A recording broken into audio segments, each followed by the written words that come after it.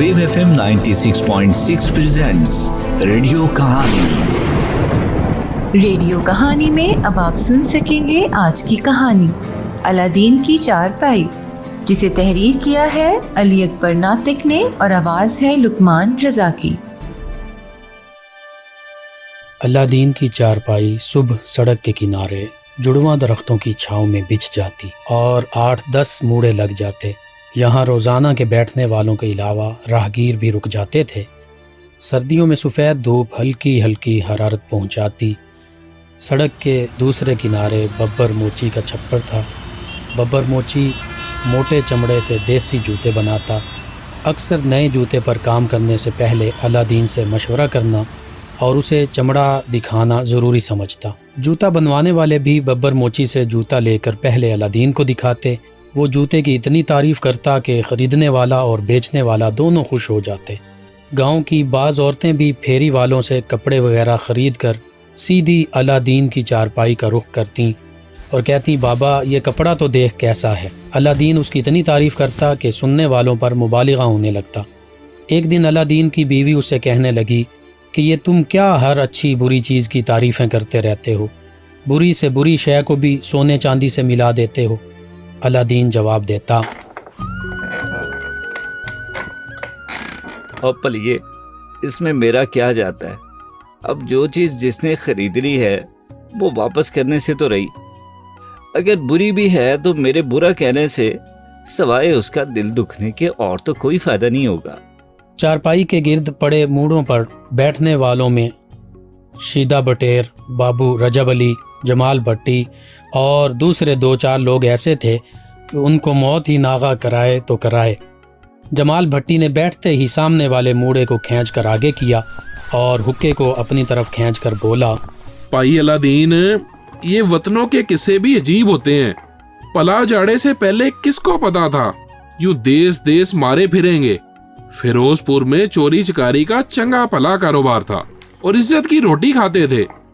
तौबा करके कहता हूँ, इन हाथों से सैकड़ों रुपए गिने। बस अलादीन, सारी इज्जत और मेहनत की कमाई जाड़े ने खा ली। सब कुछ लुटाकर पल्लू चाड़ा और यहाँ चले आए। अजमालिया, शुक्र कर तू सलामत चला आया। उस क़यामत में जिंदा बच के निकल आना भी वली अल्लाह होने की निशानी है। जान है तो जान है, किस्मत में लिखा है तो फिर फिरोजपुर चले जाएंगे। वैसे उजाड़े में जिस तरह टोका चला है, तेरी गर्दन तो उसकी पूरी हकदार थी। अलादीन की बात पर सब हंसने लगे। जमाले, उन खच्चरों की कहानी क्या थी, जरा वो भी बता हमें। एक दफा हुआ ये कि काफी अरसा हमें किसी की मज खोलने का मौका ना मिला। मैं और अल्लाह रखा, खुदा उसे जन्नत में जगह दे, हम दोनों माल की ताड़ में फिरते फिराते रूही जा निकले। वहाँ हमें खच्चर हाथ लग गए।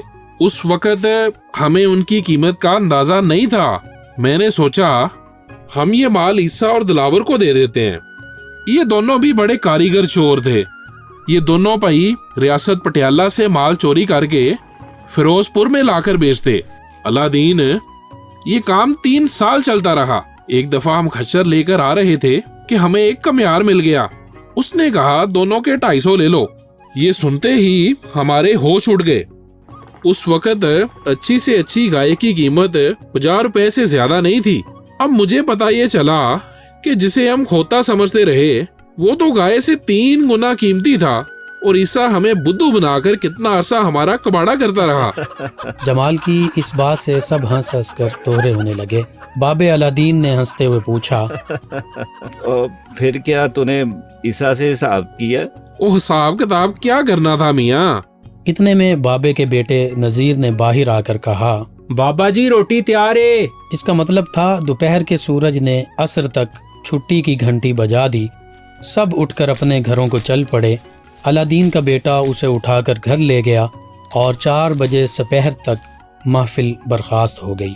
एक दिन अलादीन की चारपाई मामूल के मुताबिक उसका बेटा नज़ीर दरख्तों की छांव में रखकर और मूड़े बिछाकर काम पर चला गया। उस दिन उसे रिनाला जाना था। उसे दोपहर तक लौट आना था, मगर देर हो गई। बाबा अलादीन की उसे फिक्र तो काफ़ी थी, لیکن تردد اس لیے زیادہ نہیں تھا کہ آس پاس بیٹھنے والے اس کی خبر رکھ لیں گے، لیکن جب وہ شام کو 3 بجے وہاں پہنچا تو کلیجہ دہل کر رک گیا۔ کیا دیکھتا ہے کہ بابا علا دین اکیلا چارپائی پر بیٹھا دھوپ کی کڑاہی میں پک رہا ہے اور کوئی آدم زاد وہاں موجود نہیں۔ جولائی کی اس سخت دھوپ میں معذور اور اٹھنے سے لاچار علا دین اپنے ہی پسینے میں بھیگے جا رہا تھا۔ نذیر نے غصے میں بابا علا دین کو اٹھایا اور گھر کی طرف لے کر بھاگا۔ جسم اتنا گرم تھا جیسے کوئلہ آگ میں پڑا ہو۔ وہ اسے جلدی سے لے جا کر نلکے کے نیچے بیٹھا اور ٹھنڈا پانی اوپر پھینکنے لگا۔ پانی پھینکتا جا رہا تھا اور لوگوں کو گالیاں دیتا جا رہا تھا۔ اس سب کے دوران بابا علا دین بالکل بھی نہیں بولا۔ علا دین کی بیوی فاطمہ جو سارا دن اس کی پل پل خبر رکھتی، آج ہی گھر نہ تھی تو اس کی یہ حالت ہو گئی۔ دوسرے دن صبح آذان کے وقت جب نذیر نے حقے پر چلم رکھ کر علا دین کی چارپائی کے پاس رکھا تو اس نے کہا، بیٹا یہاں بیٹھو۔ جی بابا۔ نذیر کا کل والا غصہ اب ٹھنڈا ہو چکا تھا، اس لیے ڈرنے لگا کہ بابا پتہ نہیں کیا کہیں۔ بیٹا مجھے ایک بات بتاؤ، تم لوگوں نے میری بہت خدمت کی ہے۔ کیوں بابا، کیا ہوا؟ آج اس چارپائی پہ مجھے 25 سال ہونے کو ہیں۔ اس عرصے میں تم نے، تمہاری ماں نے اور بھائیوں نے میری خدمت کا حق ادا کر دیا ہے، جس کا اجر خدا ہی کے پاس ہے۔ لیکن دنیا کانچ کے پیڑ کی طرح ہے، جس کا نہ تو سایہ ہے اور نہ ہی اس کا پھل ہضم ہوتا ہے۔ بابا میں سمجھا نہیں۔ دیکھ، اگر کل میں کسی کو کہہ دیتا کہ میری چرپائی چھاؤں میں کر دے، وہ چرپائی تو چھاؤں میں کر دیتا، مگر سارے پنڈ میں کہتا پھرتا، دیکھو بھائی خون سفید ہو گیا۔ علا دین کے 5 پتر ہیں، مگر وہ بیچارہ دھوپ میں لچار پڑا جل رہا ہے، کوئی پوچھنے والا نہیں تھا۔ میں نے اس کی چارپائی اٹھا کے سائے میں کی اور ٹھنڈا پانی پلایا۔ بس خدا کسی کو نافرمان اولاد نہ دے اور مزور ہونے سے پہلے ہی اٹھا لے۔ پتر مجھے بتا، پھر تمہاری ساری عمر کی خدمت اور میری عزت بازاروں میں کس پاؤ بکتی، اور دنیا کے آگے میرا کیا وقار رہتا؟ لیکن کل میں اس لیے چپ رہا کہ غصے میں آدمی کا دماغ کسی بات کو مانتا ہی نہیں ہے۔ بابا علا دین کی اس بات میں ایسی شفقت اور محبت تھی کہ نذیر کے آنسو نکل آئے اور وہ رونے لگا۔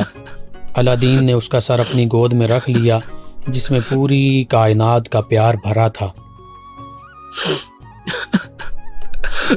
بابا مجھے معاف کر دو، میں کل غصے میں بہت بولا ہوں۔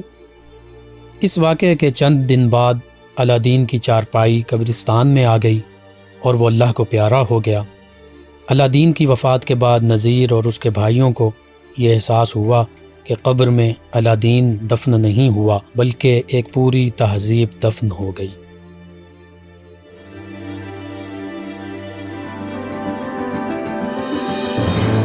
آپ سن رہے تھے ریڈیو کہانی میں آج کی کہانی علا دین کی چارپائی۔